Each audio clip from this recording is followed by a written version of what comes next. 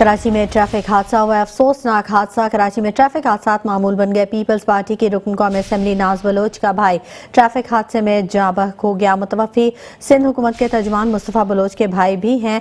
हादसा बोट बेसन बेनज़ीर भुट्टो पार्क के करीब 2 रोज़ कबल पेश आया। नौजवान को जख्मी हालत में अस्पताल मुंतकिल किया गया था और अब ताज़ा तरीन इतलात के मुताबिक जख्मों की ताब न लाते हुए नौजवान दम तोड़ गया है। जाँ बहक नौजवान की शनाख्त इब्राहिम बलोच के नाम से की गई है। हादसा तेज रफ्तारी के बायस पेश आया था। हादसे के बाद गाड़ी पार्क की दीवार पर चढ़ गई थी। वाकये की तहकीकात जारी हैं।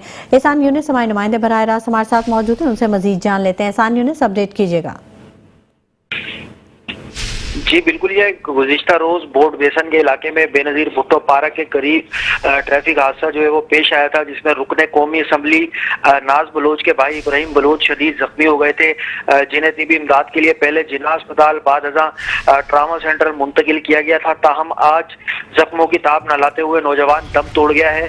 पुलिस हुकाम के मुताबिक तेज रफ्तारी के बाइस पहले मुतवफ़ी की गाड़ी एक ट्रालर से टकराई, जिसके बाद गाड़ी बेकाबू होकर बेनज़ीर भुट्टो पार्क की दीवार को तोड़ते हुए पार्क में जा गिरी, जिसके नतीजे में नौजवान इब्राहिम बलोच शदीद जख्मी हुआ। बाद आज जख्मों की ताब न लाते हुए नौजवान दम तोड़ गया। पुलिस ने हादसे की CCTV फुटेजेस हासिल करके वाक़ये की तहकीकात का बाकायदा तौर पर आगाज कर दिया है। जी ठीक है, बहुत शुक्रिया एहसान यूनिस तमाम तफसीलात से आगाह करने के लिए।